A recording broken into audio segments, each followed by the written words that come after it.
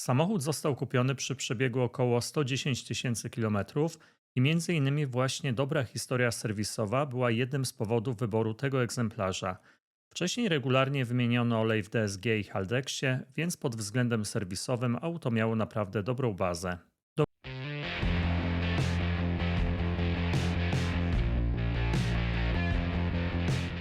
Witajcie w kolejnym odcinku na kanale R2D. W dzisiejszym odcinku zaglądamy do Skody Superb 2.0 TSI 280 koni mechanicznych z 2023 roku. I od razu mamy bardzo ciekawy przypadek, bo właściciel nie ukrywa, że auto żyje głównie na szybkich trasach i dynamicznej jeździe. Regularne przeloty 150 do 200 km na godzinę, częste mocne przyspieszenia i silnik, który praktycznie cały czas pracuje pod obciążeniem. To pierwszy etap obserwacji tego samochodu, więc budujemy punkt odniesienia pod ewentualne kolejne badania i przyszłe porównania olejów. Właściciel bardzo dobrze przygotował cały materiał do badań. Mamy próbkę oleju przepracowanego z ASO, ale też świeży olej prosto z serwisowej beczki. Jedyna informacja od serwisu: Shell się pod tym podpisuje. Do tego udało się nawet nagrać moment zlewania oleju podczas wymiany, więc zobaczymy cały proces pobrania próbki. Warto też zaznaczyć, że zimą pojawiła się konieczność dolewki około litra Orlen Max Expert 0W30, więc wynik nie będzie tak precyzyjny, jakbyśmy tego oczekiwali. Auto ma około 130 tysięcy kilometrów przebiegu i do tej pory było serwisowane w ASO, głównie na interwałach około 15 tysięcy kilometrów. Samochód został kupiony przy przebiegu około 110 tysięcy kilometrów i między innymi właśnie dobra historia serwisowa była jednym z powodów wyboru tego egzemplarza. Wcześniej regularnie wymieniono olej w DSG i Haldexie, więc pod względem serwisowym auto miało naprawdę dobrą bazę. Dominują odcinki 20 do 30 km z dojazdami do dużego miasta, ale realizowane głównie drogami szybkiego ruchu. Do tego dynamiczna jazda, częsta praca powyżej 4000 obrotów na minutę i wysokie temperatury oleju. Co ciekawe, właściciel bardzo świadomie podchodzi do eksploatacji, praktycznie zawsze unika obciążenia zimnego silnika, wyłącza system start-stop i przez pierwsze kilometry delikatnie dogrzewa układ napędowy. Z drugiej strony, kiedy auto osiągnie temperaturę roboczą, Superb regularnie wykorzystuje pełny potencjał 280-konnego 2.0 TSI. Sam właściciel przyznaje, że około 80% jazdy jest bardzo dynamiczne. Dużo uwagi poświęca też pracy skrzyni DSG. Na spokojniejsze jazdy ustawia napęd w tryb Sport, ale samą skrzynię przełącza na D, żeby uniknąć żeglowania, które fabrycznie bardzo mu przeszkadza. Po gwarancji planuje nawet zmianę oprogramowania skrzyni. Mamy tutaj klasyczny, nowoczesny układ, bezpośredni wtrysk, turbo i filtr GPF, czyli w konfigurację, która potrafi bardzo mocno obciążać olej, szczególnie przy takim stylu jazdy. Ciekawy jest też sam proces dojścia do zmiany oleju. Początkowo auto normalnie serwisowano w ASO, ale po obejrzeniu różnych materiałów dostępnych w sieci, właściciel zaczął bardziej świadomie analizować temat smarowania tego silnika.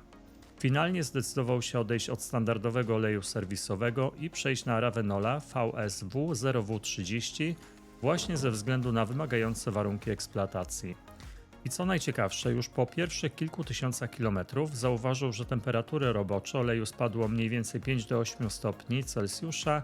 To oczywiście jeszcze nie jest żaden pełny wniosek, ale bardzo ciekawa obserwacja przed kolejnymi etapami badań tego samochodu. No to sprawdźmy, jak poradził sobie olej w takiej eksploatacji. Idziemy dalej.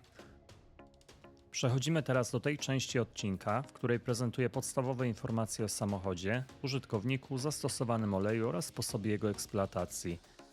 Na ekranie macie pełną tabelę, widać tam szczegóły dotyczące samego auta, czyli jego markę, model, parametry silnika, rodzaj wtrysku, czy obecność filtra cząstek stałych i ogólny przebieg.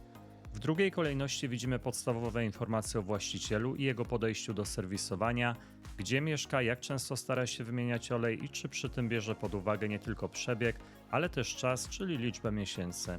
W kolejnej części tabeli znajdziecie dane dotyczące samego oleju. Zapisane są tam klasy lepkości i jakości, ewentualne aprobaty producentów samochodów, no i to, czy do tego oleju był dolewany jakiś dodatkowy preparat. W tym miejscu przedstawione są dane niezbędne do identyfikacji bazy olejowej zastosowanej w analizowanym produkcie. Kluczową rolę odgrywają tu numery CAS, Chemical Abstract Service, przypisane do poszczególnych składników chemicznych oleju. Na ich podstawie można określić, do jakiej grupy baz olejowych, API od 1 do 5, należą wykorzystane komponenty. Sposób interpretacji numerów kas oraz metoda przypisywania ich do konkretnych grup bazowych zostały szczegółowo omówione w dwóch osobnych materiałach wideo, do których linki znajdziecie w opisie filmu. Zachęcam do zapoznania się z nimi, aby lepiej zrozumieć proces identyfikacji bazy olejowej na podstawie danych z kart charakterystyki. Na ekranie wyświetla się teraz informacja, do jakiej grupy bazy olejowej przypisałbym analizowany olej na podstawie zidentyfikowanych składników. Jeśli w publicznie dostępnych źródłach, w szczególności na branżowych forach i portalach poświęconych analizom olejowym, znajdują się raporty z badań tego konkretnego oleju, również zostaną one w tym miejscu wyświetlone jako materiał uzupełniający. Następnie mamy blok poświęcony typowej eksploatacji w trakcie tego interwału. Widzimy tam m.in. ile procent jazdy przypadało na miasto, jakie odcinki dominowały, czy to były raczej krótkie, kilkukilometrowe dojazdy, czy dłuższe trasy, oraz ile w sumie przejechał ten olej, ile miesięcy spędził w silniku i czy przed wymianą była robiona jakaś płukanka. No i na końcu dla porządku pokazuję też fragment książki serwisowej albo instrukcji, żeby zobaczyć, jakie są ogólne wytyczne producenta dotyczące oleju silnikowego w tym samochodzie.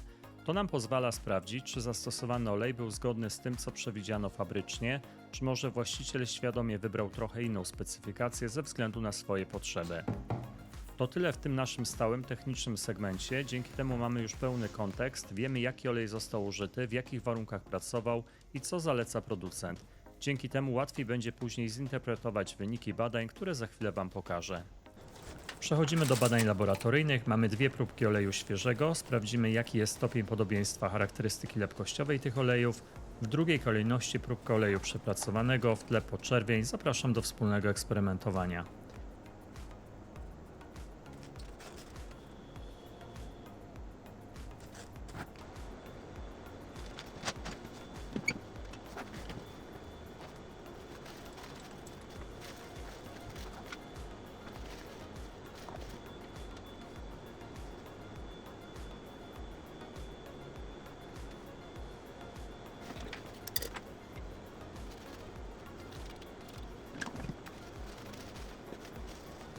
Lepkość dla oleju świeżego Orlen Max Expert V jest następująca: 62,9 mm2 przez sekundę w 40 stopniach oraz 12,4 w 100 stopniach. Wskaźnik lepkości wynosi 199.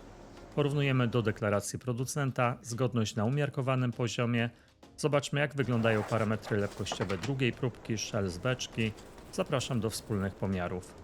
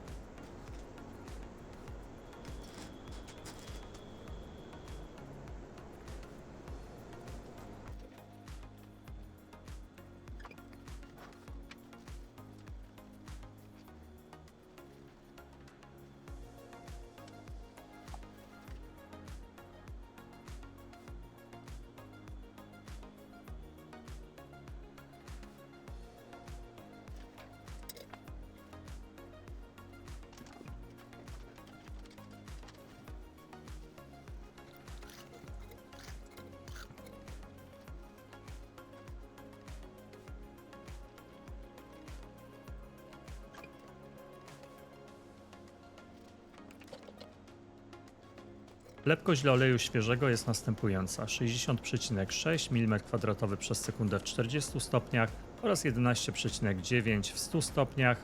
Wskaźnik lepkości wynosi 196. Patrząc na samą lepkość świeżej próbki, bardzo mocno przypomina to właśnie Shell Helix Ultra Professional AVL 0W30. Szczególnie dobrze zgadza się lepkość w temperaturze 100 stopni Celsjusza. Tutaj mamy praktycznie idealne pokrycie z kartą produktu, bo Shell deklaruje 11,9 mm2 przez sekundę. Przy 40 stopniach Celsjusza wyszło nam 60,6, czyli minimalnie więcej niż w karcie Shella, gdzie podawane jest 58,7, ale to nadal stosunkowo blisko i spokojnie mieści się w typowych rozrzutach produkcyjnych oraz laboratoryjnych. Patrząc wyłącznie na charakterystykę lepkościową, oba oleje, Orlen oraz Shell, są do siebie stosunkowo podobne i reprezentują typowe, lekkie 0W30 pod normę Volkswagena 504/507, choć Shell wygląda na nieco lżejszy i bardziej nastawiony na ekonomikę oraz szybkie krążenie oleju przy wysokich obciążeniach termicznych. Będzie ciekawie zobaczyć, jak taki olej poradził sobie w aucie, które regularnie jeździ z dużymi prędkościami i wysokim obciążeniem termicznym. Przechodzimy do pomiaru lepkości oleju przepracowanego. Zapraszam.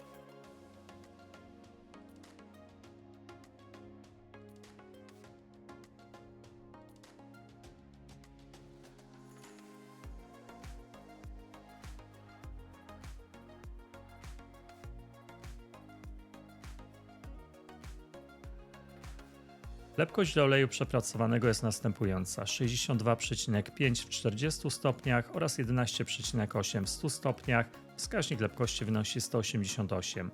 Liczymy zmiany procentowe. Co ważne, nie widać tutaj ani wyraźnego rozrzedzania paliwem, ani jakiegoś mocnego zagęszczenia wynikającego z utleniania czy ciężkiej degradacji oleju. Warto podkreślić, że bardzo drobiazgowa analiza tych różnic nie miałaby tutaj większego sensu. Mamy olej z beczki serwisowej bez pełnej identyfikacji produktu, nie znamy dokładnej partii produkcyjnej ani ewentualnych różnic między dostawami. Do tego dochodzi jeszcze dolewka około litra innego oleju w trakcie eksploatacji, więc precyzja porównania świeży-zużyty i tak jest ograniczona. Najważniejsze jest to, że lepkość pozostała stabilna i cały układ wygląda tutaj całkowicie normalnie. Przechodzimy do kolejnego etapu badań, test bibułowy. Użyjemy testu IDEA od MCU oraz testu wewnętrznego R2D w opcji z 3 bibułami. Zobaczcie, jak wyglądała aplikacja kropli na test oraz kilka zdjęć zrobionych po określonym czasie.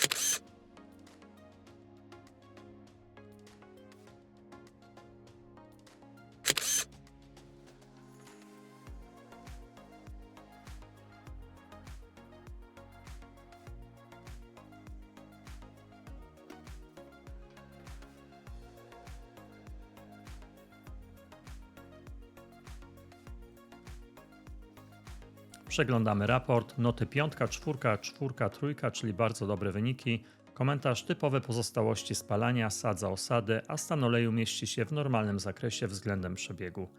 Nieznacznie podwyższona zawartość wody.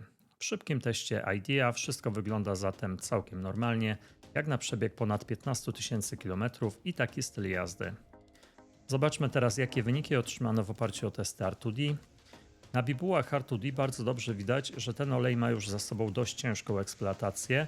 Pojawia się wyraźnie ciemniejsza barwa rdzenia oraz charakterystyczne przepalanie i przyciemnienie na krawędziach plamy, co zwykle sugeruje postępujące utlenianie oleju i coraz większe obciążenie termiczne.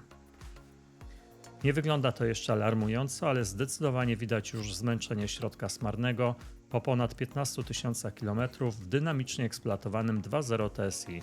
Ciekawy jest też brak wyraźnej niebieskiej poświaty wokół plamy. To może sugerować, że pakiet dodatków detergentowo-dyspergujących nie jest tutaj szczególnie mocny wizualnie albo został już częściowo zużyty podczas eksploatacji. Ogólnie obraz bibuły jest spójny z resztą wyników. Olej nadal pracuje poprawnie, ale wyraźnie widać, że przy takim stylu jazdy i takich obciążeniach 15 000 km to już okolice, gdzie środek smarny zaczyna być po prostu mocno eksploatowany. Przechodzimy do podczerwieni. Rejestrujemy widma, przyglądamy się otrzymanym wynikom, porównujemy widmo oleju świeżego z widmem dla oleju przepracowanego. Następnie generujemy widmo różnicowe, żeby sprawdzić, w jakim stopniu olej zdegradował z punktu widzenia zmian parametrów chemicznych. Na wstępie trzeba podkreślić, że porównanie widm jest obarczone błędem, bo w trakcie eksploatacji była dolewka innego oleju Orlen Max Expert 0W30. Nie patrzymy więc na czysty szel po pełnym interwale, tylko na mieszaninę oleju serwisowego z dolewką.